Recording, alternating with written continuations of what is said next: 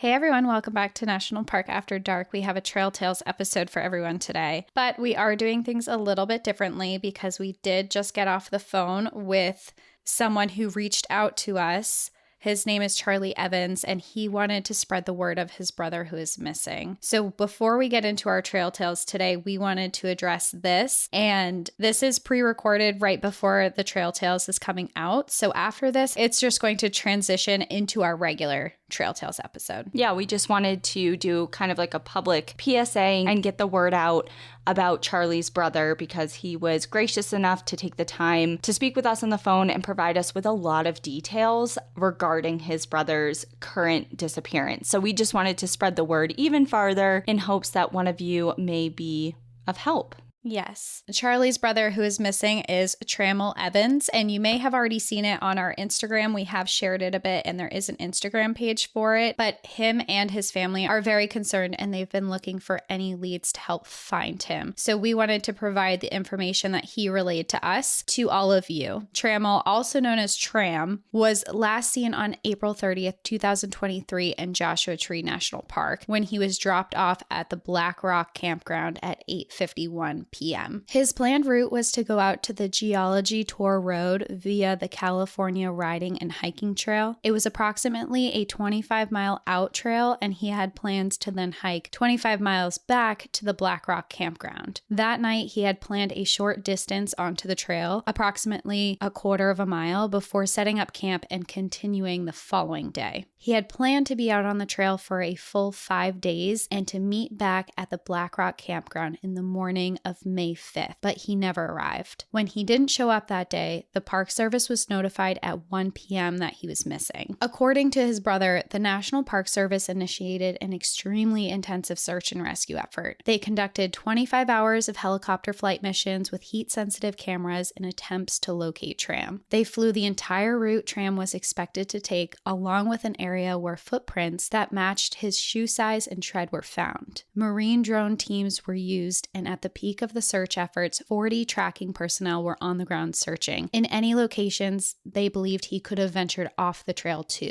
They also contacted all 55 permitted backpackers who were in the area at the time, all who had no recollection of seeing Tram on the trail. There has been no use of his cell phone, but this is not uncommon for Tram as he likes to live off-grid, and his brother told us that he has gone extensive periods of time in the past without using his phone at all. It's also really important to mention here that Tram is a very experienced outdoorsman. He has thru-hiked the Appalachian Trail, summited Mount Whitney, and has completed hundreds of backpacking trips all over the country. He was extremely well prepared for this hike. He had actually pre-prepared for this trip and had previously placed a 2-gallon water jug at Juniper Flats Backcountry Board and a 1-gallon water jug at the Geology Tour Road Backcountry Board. It was found that he never retrieved these water jugs, which we're not exactly sure what that means, but with him, he also carried 2 gallons of water along with provisions for 4 days of hiking and a detailed map of the park. Despite the Park Service's extensive efforts to find Tram, along with recently adding cadaver dogs in their search, there has been almost no sign of him at all, and his family has reason to believe that he may no longer be in the park at all. The footprints that were found were roughly a size 13 shoe with the same tread that matched what Tram was wearing. Only 4 prints were located, and the last one was located at the intersection of the California Riding and Hiking Trail and the unpaved Covington Flats Crossover Road. The Covington Flats Crossover Road is a 4x4 road that is common for people to use, and Tram's family believes it is possible that he could have hitchhiked out and abandoned his hiking plans completely. Tram had hitchhiked many times after becoming comfortable with it during his time through hiking the AT. He has spent a lot of time in the backcountry, like Cassie mentioned, as well as off-grid. In the more recent years, he has lived in a more unconventional lifestyle and has spent long periods of time where no one has heard from him, but regardless of that, he has never disappeared under these circumstances, and his family is very, very concerned about him. Because of his extensive preparation for this hike, his familiarity with the area, his knowledge of the outdoors, and the massive search for him that has, as of today, yielded no results, his family finds it unlikely that he got lost on the trail, and they want people to consider alternative options to what may have happened to him and and continue to search in other areas as well. They believe it is possible that he, for an unknown reason, has decided to go off-grid again and has not told anyone concerning his whereabouts. Although they are unaware of any mental health crises he was suffering from, they don't want to rule that out as an option, and in that case, want to be respectful of him, but also find him to make sure that he is safe. They also believe that he could be the victim of a crime and is currently not safe. Tram's family is asking that anyone who has any information come forward to help find Tram, and to also not make assumptions or speculations regarding what may have happened. There are a lot of unanswered questions, and they are looking into all leads regarding the investigation. If you happen to be in the area the day he disappeared, saw him on the trail, have heard from him, or seen anyone who matches his appearance, please reach out.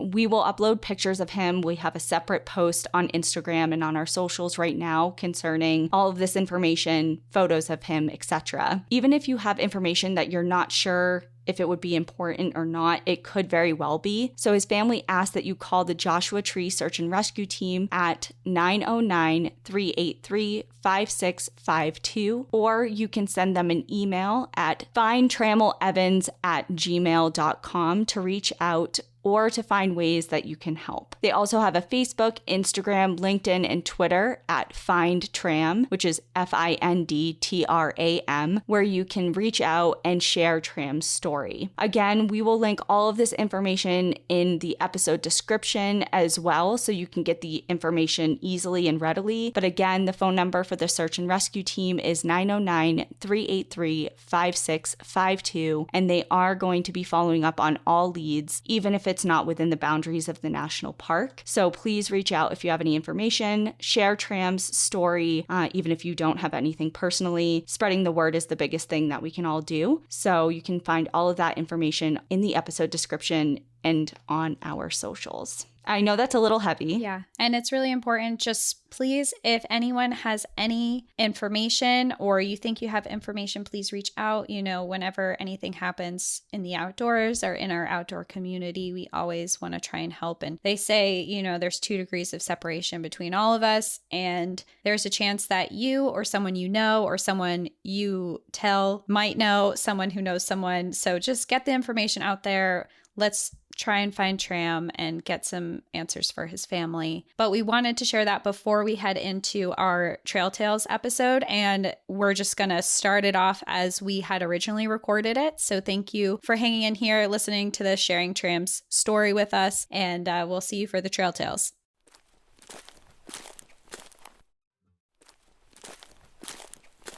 Hello, everyone. Welcome back to National Park After Dark, Trail Tales Edition.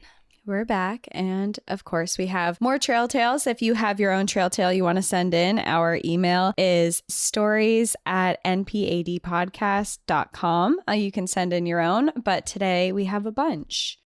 All right, my story is titled The Trip from Hell, a story of forest fires, overheated planes, and something falling off a cliff. Hi guys, my name is Caitlin. Wanted to first say I'm a huge fan of the podcast, love listening every week, and always save episodes for my long road trips. Like the title suggests, this particular story is long and very eventful. In June of 2021, a friend and I decided to take a trip to the Utah 5 for a week of hiking and having fun. Now, before this trip, we both have been to some of the parks the year before separately, but wanted to do all 5. Our trip started with us in Vegas, then Zion, Bryce Canyon, Capitol Reef, Arches, and then Canyonlands. We planned a day or 2 in each park to hike and really see as much as we could. A lot went wrong during this trip, so I won't go into the whole trip as that would take up a whole episode, but buckle up for this fun ride. The first sign the trip was not going to be good was the car rental being overpriced. Another sign was the forest fire right next to Canyonlands and Arches. Another one was the flight from Salt Lake City being overcrowded and over 100 degrees on the plane. What?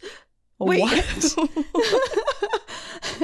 Your plane ride was 100 degrees? I remember, where was I? That's like 30 degrees Celsius, by the way, for people who don't know Like, Fahrenheit. I don't know where I was going, but I remember, like, you know, was it on Snapchat? I've long since deleted Snapchat, but when you can swipe and get the degrees of like the outside temp, like it's like a filter and you can see how hot it is. I think Instagram did that at one point too. Oh, maybe it was Instagram. But I was like, God, this plane is so hot when we were boarding. And I sat down and it was like 82. I'm like, there's no reason it needs to be this hot in here. So I cannot even imagine it being 100 degrees. That is wild. The whole plane ride? That seems illegal. I'd open the exit door. You're like, we need some fresh air in here. But the biggest thing to happen on the trip takes place in Capitol Reef National Park. So this was our third park, as we did Zion and Bryce the days before. I already hiked Angel's Landing, did not do the chains, because hell no, and Ferry Loop Trail in BC, so I was feeling good about how well I was doing. We only had a day planned for this park, so we decided on a trail that wasn't too difficult or long. This landed us with the Cassidy Arch Trail, and yes, I love the episode you did on the namesake. So we started to hike. It was a little hot, but we were trucking along, taking photos and breaks when needed. It wasn't super busy, but we did have friends along with us during the hike up. After we reached the top, we sat down on the big rocks and started taking pictures and just chilling. There were a couple people chilling on the top, and there was a group of people canyoning. So after we took turns taking pictures on the arch, I decided to go over and take pictures of the people canyoning down and the rocks going down. After I got the photo, I decided to take a seat down on the ledges as the wind was picking up. Now I have to state this. I was wearing a cowboy hat. I got it the year before in Jackson Hole, had my fanny pack, my camera around my neck, and lastly, my phone in my hand. The wind started picking up more, so I went on to the other steps to be farther from the edge of the cliff because it was a bit scary. I was about 100 feet from the edge when another gust of wind blew through. I was holding onto my hat, phone, and camera. This is when the wind blew my phone right out of my grip and bounced 1, 2, 3 times before it leaped itself into a 600-foot death. And yes, I did hear the crack. When I say this was the most slow motion scene I have ever witnessed, I am not exaggerating. It felt like a movie scene and I was in shock. After I realized what had just happened, I yelled down to the people at the bottom who were canyoning if they saw my phone. They saw it and I asked in shock if they could grab it and bring it to the trailhead. Now, of course, my phone was dead, but I did not want to leave it as that is not good for the park. I went through the stages of grief in just a few moments. I was more mad at myself for being so stupid to have my phone in my hand and how it could have been me instead of the phone. I'm still on my parents' plan, so I'm thinking of how much money it was going to cost them for me to get a new phone. Also, my Duolingo streak was 1,500 days strong, and I couldn't lose that streak. What is that? Duolingo? Yeah. It's the language app. So when you're trying to learn a language like Spanish, French, whatever, and they give you points when you get a streak on it. If you practice every day, you get like this big banner that pops up that's like, congratulations. This is how many days you've been doing it. Wow, 1,500 days. That's a hard dedication. Loss. I hope you are fluent in that language. However, I went down that trail way too mad and not safe, but we made it to the bottom safely. We couldn't wait for them to bring my phone as we needed to get to Arches before dark. I just hope they threw it away and it's not still in Capitol Reef. The rest of the trip included the forest fires and overheating, but luckily I only lost the photos on my phone from Bryce Canyon and Capitol Reef and still had my camera to take photos. Takeaways from this lovely trip of mine is don't travel during Mercury retrograde if you can help it. Put your phones away if it's windy, or just don't stand or sit by a cliff edge. Always back up your photos to the cloud. Lastly, even if you lose your phone or something happens to it, be happy it was the phone and not you. I will attach photos below. The last one is not mine, but it's the exact spot to where my phone fell, so it needed to be added. And thanks for reading and hopefully sharing. Sorry it's long, but it's good. Love you guys and enjoy the view as it might be you or your phone's last. Caitlin. Yeah, all of that advice, the Mercury in retrograde, sound advice. The cliff thing... I can't relate to people wanting to be at the edge of a cliff or steep drop off. I can, for sure. My heart's beating out of my chest even now imagining it. I can't do it. Like when I was in Canyonlands, I was like, I will envision what it looks like down there. And I don't need to see. Al and I took his motorcycle down that road that goes through Canyonlands. And I remember going down into the canyon itself and just looking over the cliff as we're on his motorcycle. And I'm like, one wrong turn. One gust of wind. One gust of wind, one wrong turn. We are done for. It worked out. We were fine. But it was scary. It was a little nerve-wracking. Yeah, I don't deal with heights well. So my first story is titled Not Missing in Death Valley, featuring Danielle and Cassie. Hello, my name is Lauren and I'm a college student originally from California. I first heard about this podcast last summer and I'm still working my way through all of your episodes. This story is about making the best of a less than ideal situation and how this podcast played a direct role in a recent adventure. This January, 3 friends and I were on a backpacking trip in Death Valley National Park. We thought it would be the perfect time of year with the daily highs in the 60s and lows at night not dropping below 40. Nothing like the infamous summer heat. I have a 2-person tent, and while I've fit 3 in it before, getting all 4 of us in there was just not going to happen. We decided to just bring a ground tarp and cowboy out in the sand every night. It'll be fine, we thought. It's not like it's going to rain, and besides, we can enjoy the stars. Oh, how wrong we were. We did our research and planned meticulously, but as some listeners may know, there were historic rains in California this winter. Multiple atmospheric rivers, large areas evacuated, dozens of feet of snow, and entire coastal towns and roads flooded or destroyed. When we got in the car to drive to the park, the forecast had a small chance of rain for our last night in the backcountry and the day we planned to hike out. We were apprehensive but brushed it off, telling ourselves the percentage was pretty low and precipitation predictions always decrease closer to that time, right? I've never heard that. Have you?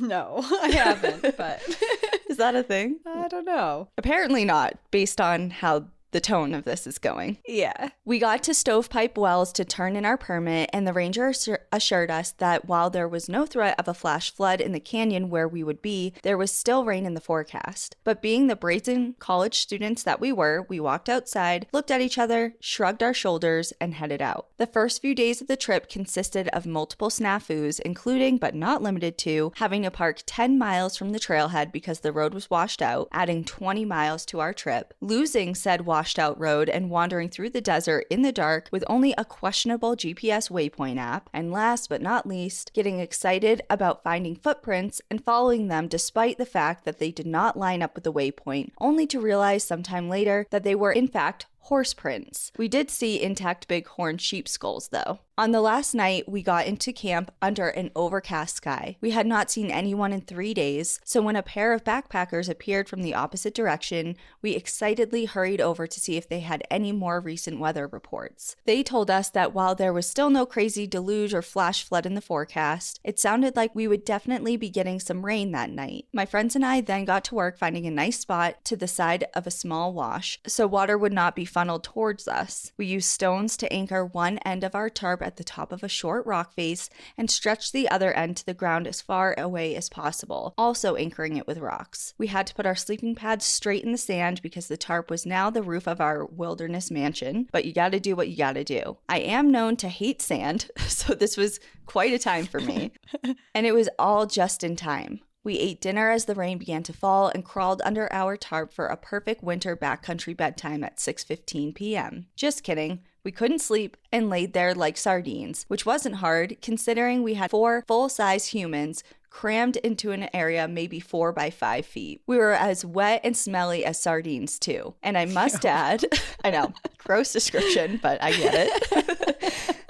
And I must add, the irony of shivering and being covered in mud while listening to the hammering of rain in the middle of Death Valley, the hottest place on earth, was not lost on us. But huzzah, I thought. I remembered I had downloaded some podcasts in anticipation of our long drives to and from the park, so I pulled out my phone and started reading off the titles to my friends. We quickly decided that your November of 2021 episode, Missing in Death Valley, was the obvious pick. Oh no.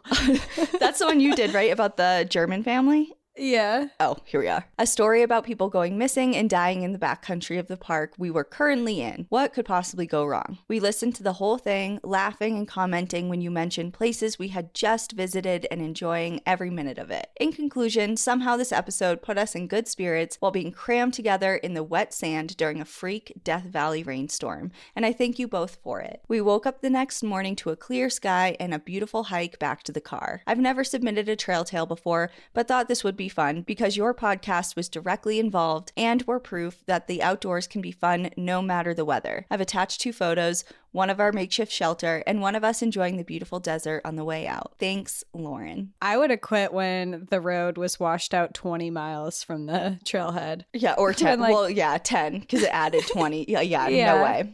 Be like, no, I'm good. And my question is like, you were following the footprints that you thought were like, what did you think they were? If you thought they were like human footprints, I'm a little concerned. We need to talk. We need to have a lesson.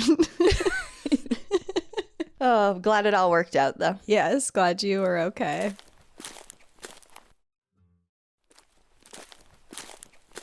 All right, my story is titled Struggle Bus Up Mount Rainier. I feel like this is just a theme of this episode. Everyone is struggling.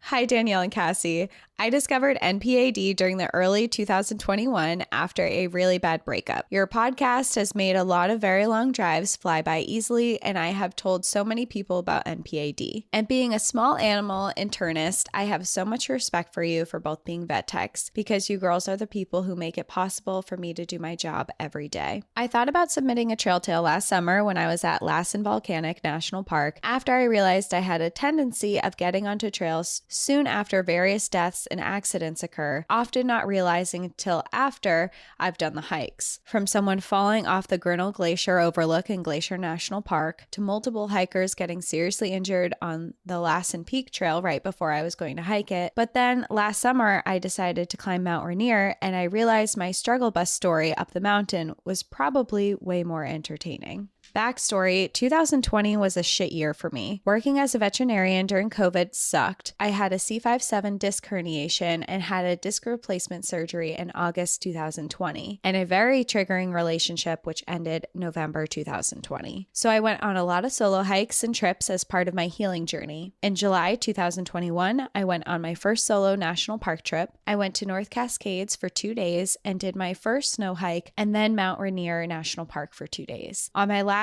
day, I hiked Skyline Trail. When I saw a lot of backpackers going off a side trail, I followed them and found out that this was the trail to climb Mount Rainier. A hiker suggested I could try day hiking to the base camp called Camp Muir. I figured I could give it a go, and as long as I turned around by a certain time, I would still make my flight. So I put on my microspikes and started heading up the Muir snowfield. I made a friend on the way up, got to Muir, glissaded down for the first time, and took longer than I expected to get back to my car. I am so sorry to anyone who is leaving Mount Rainier National Park late afternoon on July 4th, 2021, because yes, I was that asshole who swerved in and out of the lanes to get my ass to the airport. Literally just made my flight. That gives me so much anxiety. I can't do anything, let alone hike to Camp Muir on a day that I have a flight.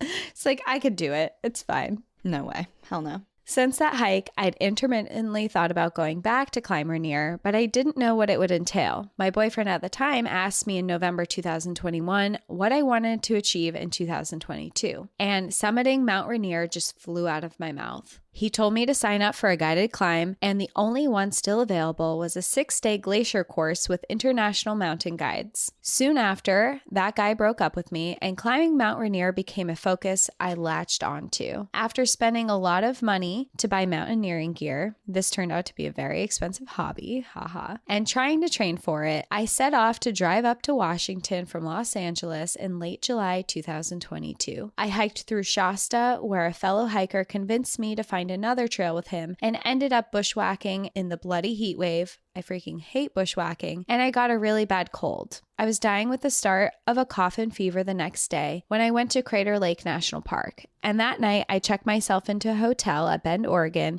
and drugged myself to try to sleep it off. The next day, 3 days before climbing Mount Rainier, urgent care gave me oral and inhalant steroids for post-viral bronchitis, but not injectable, which usually would work much better for me, because I still had a low-grade temperature and they didn't want to risk it. 2 nights before the climb, my fever finally cleared for me to safely start my steroids, but I had a lingering bronchitis-y cough. I explained the situation to the guides, and they decided to let me climb since I was no longer infectious, and I felt comfortable enough to climb. So with a family-sized packet of lozenges and steroids, I set off on a 6-day trip to live on Mount Rainier. I learned so much on that trip, and if anyone wants to get into mountaineering, I highly recommend this glacier course. On day 2 of the climb, they taught us how to put on and walk with crampons. I realized my crampons would just lengthen because of a design flaw of the particular crampon with smaller feet. Bear in mind, crampons are these tiny knives under the boots to maintain purchase on the snow and ice. They are a critical piece of gear on Mount Rainier. After some fiddling, I had no other issues with the crampons again, until summit day, of course. We had to wake up at 10 p.m. and I couldn't sleep at all. So basically, I'd been up since 5:30 a.m. the previous day. We left high camp a little before midnight to climb up the never-ending Disappointment Cleaver,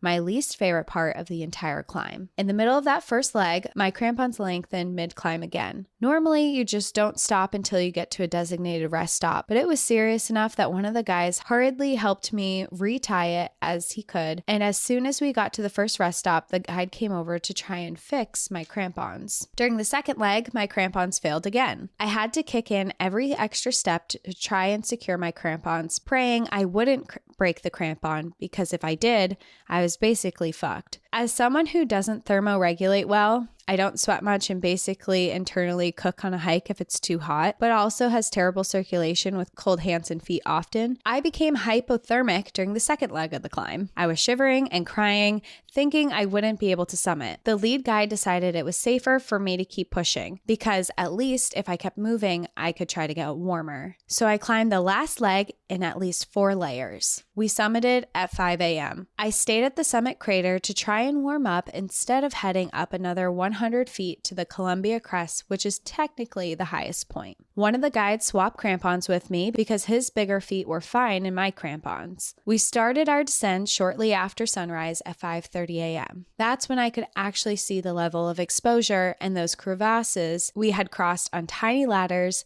and holy shit, I freaked out. I was exhausted from shivering earlier, mentally already anxious from the crampon fiasco. During the climb, we were roped up, either long or short rope depending on the terrain. At one point, my teammate in front of me walked faster than I could descend and pulled me on the short rope. I slipped and quickly self-arrested, but I had a full-scale meltdown for about 40 seconds before I got my shit together to keep going, in tears and snot. I was the last one to make it onto the shuttle off the trailhead, and my harsh inner critic was loud for not having done better on the climb. I swore off mountaineering after that climb for probably about 2 weeks, before I started thinking about how I completely minimized my achievements. As someone who is afraid of heights and had to overcome a lot of anxiety through my life, while my summit push was a complete struggle bus, I freaking summited the most glaciated mountain in the lower 48 on my first mountaineering trip, and that was something worth celebrating. Oh, yeah. I mean, people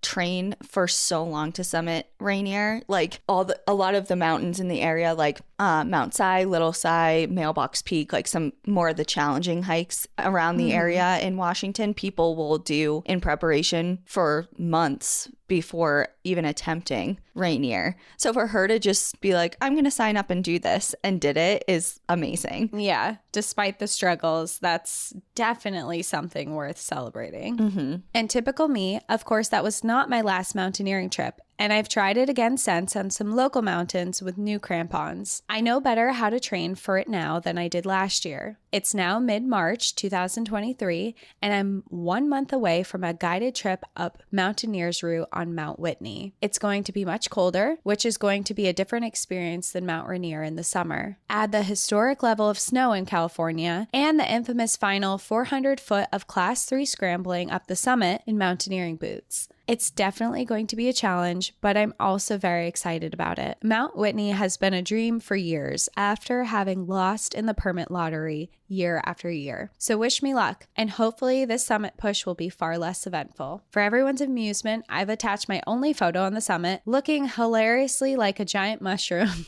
in about 5 layers. Feel free to share this ridiculous photo. Thank you for your amazing podcast that has helped me through so much during the last 2 years of healing and adventures. Lots of love, Betty. Maybe I'm biased, but I feel like Betty is the typical veterinarian. Harsh on yourself, does hard things, and in the moment you're like, God, why am I doing this? And then as soon as it's over, you want to do it again. I don't know, just every veterinarian I've ever worked with has this type of personality. Yeah, very smart, dedicated, determined. Mm-hmm. And yeah, I agree. Well, when this comes out, it'll probably be right after you summited or during, because this is coming out in the May. First week of May. No, end of May.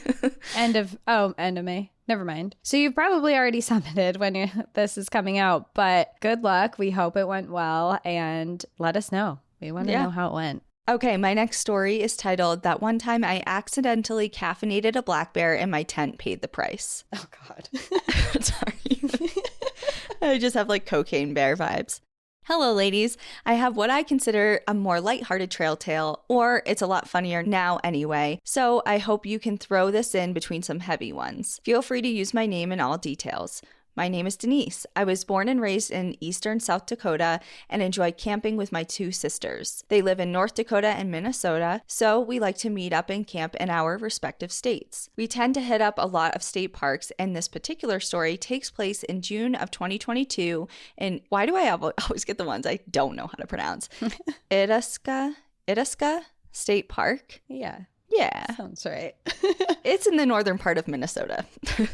Fun fact for you, Itasca State Park contains the headwaters of the Mississippi River. This particular camping trip seemed ill-fated from the start. It was supposed to be a quick Friday to Sunday camping trip, but very strong storms were forecasted for the park that Friday night. We hemmed and hawed about what to do and finally decided we'd meet up and stay at my sister's house in Fargo, North Dakota, and then drive the 2 hours to our campsite really early on Saturday. It wasn't quite the start to the trip we wanted, but we were glad we did, as they had 75-mile-per-hour winds and very heavy rain. And that, my friends, sounds like no fun in a tent. We got there and got all set up in our tents, and my parents and brother joined us in their camper nearby. The campsite we were at is kind of a typical state park around here, where sites are near each other, but since we were in Minnesota, there's what I would call medium coverage of thick trees between each site for a little bit of privacy. Everything was going pretty okay. Crisis averted with the storm, and we were going to head out to hike soon. That's when we started hearing a lot of honking and pan banging at nearby campsites. We also started noticing a lot of rangers out and about. A ranger finally stopped us and told us they were experiencing a lot of black bears hanging out at campsites this summer, so we needed to be sure to put away all food or food-like items and lock it away in our vehicles, including things like the coconut-scented sunscreen, deodorant, etc. This was no problem, as we typically do this anyways, but we made sure to throw away any non-food items that might attract them to our vehicles too. Now, a reminder that I'm from the prairies of South Dakota, so the biggest campsite critter we typically run into are raccoons. We have run into black bears while camping in Minnesota before, so I probably felt overconfident that I had this handled, since we've run into this before, and truly, I thought I did. We were sitting at my mom and dad's campsite, just a spot away from us, when all of a sudden, my brother lets out this huge, dramatic gasp and whisper shouts, "Black bear at your campsite." We let it do its thing, since again, I knew we had all of our food put away, and then we walked over to see if anything had happened. My brother was the first one over and turns and says to me, Denise, I think it got your tent. And that's when I suddenly remembered that I had a coffee in one bag in my tent that I had completely forgotten about until that second. Sure enough,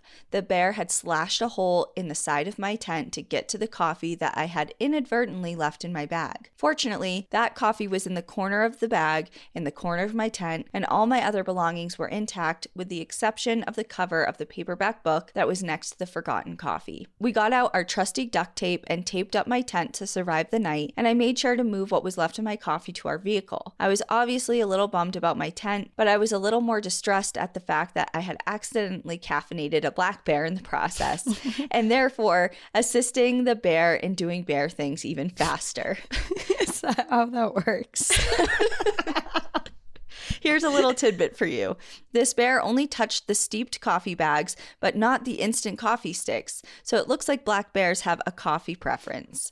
Or at least that one does. We went on our hike, but my parents and brother cut the hike short and they went up to the headwaters where we later joined them. When we all eventually got back to our campsite, my parents told me they had something to give me. It turns out they went to the gift shop at the headwaters and bought me an adorable stuffed black bear to always remember this camping trip. I'll attach photos of the vicious reenactment that we made sure to take pictures of. So let this be a reminder to double check your bags for forgotten food the next time you're in bear country. Side note, I just want to say I love your podcast so much. I started listening before a big hiking trip in Zion National Park with my twin sister and our longtime childhood friend, and I look forward to every new episode and all the perks that come with being an outsider. Thanks for all the quality content. Sincerely, Denise. That was a funny story. Yeah, it was. I mean, it's like a kick yourself moment, but I'm glad it was just like as minimal as it could be. I had my kick myself moment when we were camping up in Lake Willoughby, Vermont, and we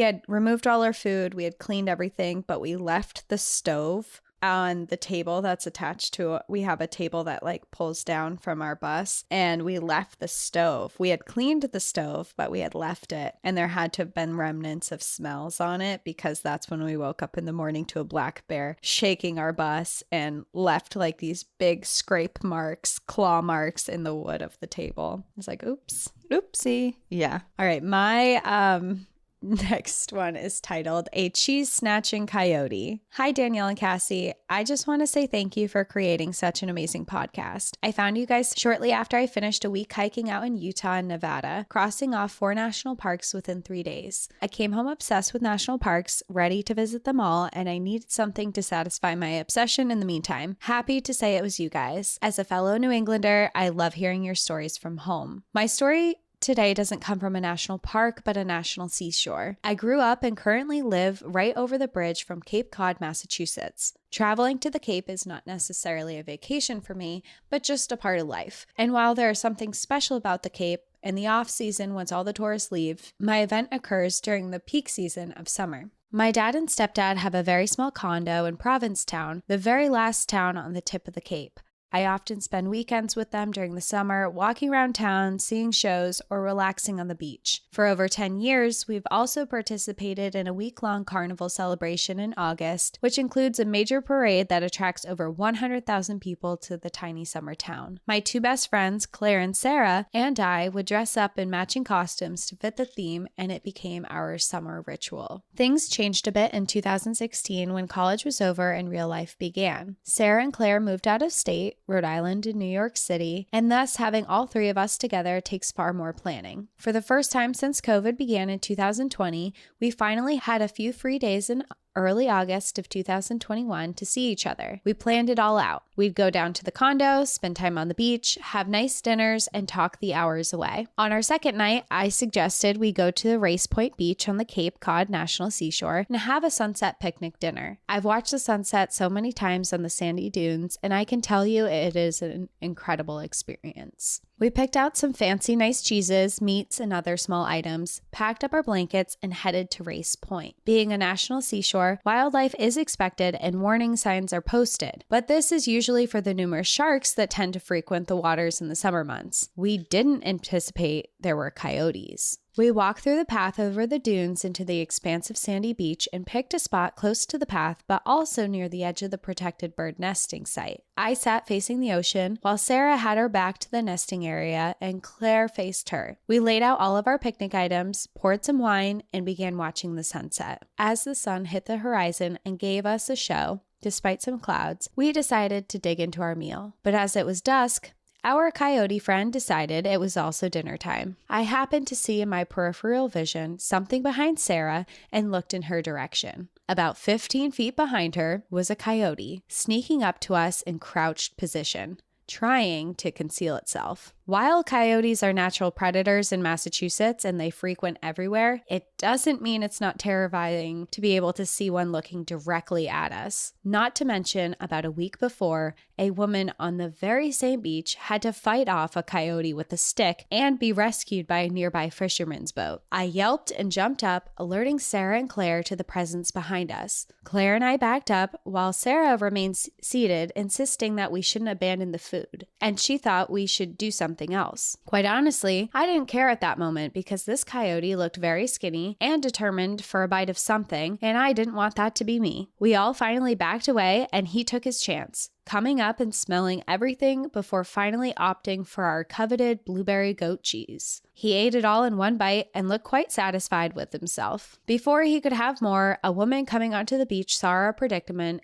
and told us we had to use loud noises to scare it, which then resulted in some embarrassingly loud noises from all of us. He finally went away, and shakingly, we all sat down, devastated that our cheese was gone. And while we began to laugh about it, what do I see but the coyote trying to to come back for seconds. We yelled and got him to run back into the nesting area, but he did not run back into the dunes. He then began to take other routes and sought out a large family with a campfire. He would sneak down multiple times, and one woman chased him every single time back into the nesting area, throwing rocks and shells to deter him. He was relentless and was going within 20 feet of every group on the beach. We finally decided this was enough excitement and packed up to go home. Plus, it was getting dark, and I didn't want this coyote to have full advantage. To make matters worse, the next day, a child was bit on an adjacent beach by the same coyote. It did not end well for the coyote, as park rangers had to shoot it and test it for rabies. We have affectionately named the coyote Cleo, and to this day remember this event fondly, even though it could have had dire consequences. I have a new appreciation for the dunes and the mysteries and wildlife they hold. Although we did not purposely try to entice him with our food, he felt comfortable enough to approach us because of the litter or food left behind over the summer months. It's important to remember that whatever you bring in, you have to bring out to prevent things like this from happening. And enjoy the view, but watch your back. You never know when a coyote might steal your cheese. That's actually kind of a terrifying story. It's so scary. That coyote sounds like it. I would be curious to know if this coyote did have rabies. Or it was just so conditioned and brazen. And as Tooth and Claw would say, coyotes be wildin'.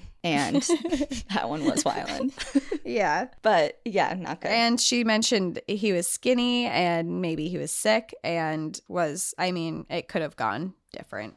And obviously did for another person, another family the next day. Yeah, that's super scary. I mean, we have obviously coyotes are everywhere. Like if you think you live in the United States in a place that does not have coyotes, you're wrong. There are coyotes everywhere, even in cities, and they're super adaptable and they make whatever environment work. And sometimes it's too close for comfort. When we were in Patagonia, actually, I was looking at our community like Facebook page, and there were so many. I mean, we get a lot of posts about like, hey, just heads up, like mountain lions here, whatever, which is normal for us. But there were a lot of posts about coyotes. And then there was one that showed a video. Across from me is a big open space that has tons of elk and obviously coyotes and different wildlife. But someone's dog had gotten loose and there was literally a pack of coyotes tearing it apart. Oh my God, that's awful. And it was crazy. And I was like, I looked up like my camera. I'm like, are my dogs okay? Obviously they were, and obviously coyotes are wild animals and they do what they need to. But yeah, it's really scary when they get so close to people and obviously just don't have any sense of fear. Yeah. All right. My story is titled Stalker from the Train. Hi, Danielle and Cassie. I've been binging your podcast most mornings for the last month or so and absolutely love how much I've been learning. This one is not a national park, sorry, but does mostly take place outside in a car park. I hope that's okay, but I feel like it's too crazy of a story not to tell you. If it doesn't match the criteria for the podcast, then I won't be hurt. Some background, I live in the UK. And at the time, 2018, I was at university near Liverpool, but lived off campus with my now fiancé just outside the area. Now for the story. Me and my friend had decided to go shopping in Liverpool for the day. We had been there for a little while, and my friend had bumped into some of her friends, which I didn't know all that well, and to be honest, I was ready to go home anyway. We were supposed to be traveling back to the university's town together on train, but I had decided to go back on my own and let my friend stay with her friends. At this point, I'm on the train, and I've let my partner know that I've gotten an earlier train back as he was due to pick me up in the university's town. I had to switch trains at a tiny train station halfway to be able to get there. As we were approaching the stop, something felt wrong, and it felt like someone was watching me. I turned around, and I saw a man kneeling on the back of his chair. Our chairs were back to back, sniffing my hair. Obviously freaked out, I quickly stood up and went to the train door, ready to leave. The train stopped, and I got off and walked to my platform, which was just a little further down where the train had stopped. The platform was completely empty, and I realized the connecting train was an hour away. So I decided to wait on the platform, but the man from the train followed me and was approaching me. So I decided to quickly walk past him, up some stairs, into the car park, where there was also a little kiosk and one person working. I called my stepmom because I thought if this man overheard I was speaking to someone, at least if I was attacked, the person on the phone would know what happened. My stepmom told me if I felt too uncomfortable that I should call the police. But I told her I was okay and I was going to just walk around the perimeter of the car park while I was on the phone with her which she was happy to do. Please keep in mind, the entire time I was walking around the car park, the man was following me, staring at me, and making me feel incredibly uncomfortable. After 5 minutes or so, I looked around and I couldn't see the man anymore. So I told my stepmom I was going to call my partner to come and pick me up as it was quicker than waiting for the train. So that's what I did. I still couldn't see the man, but I still felt really uncomfortable. So I looked around one more time and I could see the man in a hedge, completely submerged with only his face showing, staring at me, and I could see that he was on the phone. The only thing going through my head was that he was calling someone to kidnap me. I instantly called the police and the police told me to go to the kiosk. So I turned around and started making my way across the car park. I looked back while still on the phone and the man jumped out of the hedge and started sprinting towards me. God. I was shouting at the police officer. He's running after me. And they just kept screaming at me to go to the kiosk. I was crying, sprinting for my life, and eventually made it to the kiosk where one woman asked if everything was okay. The man hadn't followed me into the kiosk, but was waiting outside, staring at me through the glass doors. I told the woman that this man had been chasing me and stalking me, and she called transport police. Lucky for me, this is where it ended. The man turned around and walked away, and the amazing woman at the kiosk took care of me until my partner arrived. When I got into the car, I burst into tears and I told my partner what happened. And when we drove away, the man came from a shop with bags of alcohol. My partner was so angry and threatened to get out of the car and set this man straight, but I said I just wanted to leave. So we did. My friend feels incredibly guilty for letting me travel home alone, but it was my choice to do so. This shook me up so much that I rarely travel on my own anymore and get incredibly paranoid when people walk behind me, but I'm getting better. I hope that it didn't matter this wasn't a national park and it was just creepy enough on its own. I wish you both the best, Sarah. Yeah, there's no confronting someone like that. No. Too unpredictable, too brazen. Obviously, like, he's sprinting for her in or after her in such a public space. He obviously doesn't care. Even though there was no one around, but it just, yeah. And he's sitting in a bush. She's on the phone. And it's so sad because you should be able to travel home alone. Like, it shouldn't be something where your friend should have to feel guilty. You should be able to, as a woman, go home, to travel home on public transportation. That should be something that you should be allowed to do and not have something like this happen to you. So it's just horrible that there's people out there that think that it's okay for them to take your feeling of safety and comfortability away from you. Oh, God. I wish that that person stuck around long enough to be apprehended by police because who knows what he got up to next, you know? Yeah. Someone like that, it's probably not their first or their last time doing that to someone.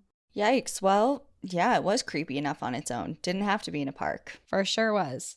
Well, thank you for sharing that story. That is everything we have for our main listeners. But if you are an outsider, either on Patreon or Apple subscriptions, we do have 2 more stories for you, so stick around. But for everyone else, enjoy the view. But watch your back. Bye, everyone. Bye.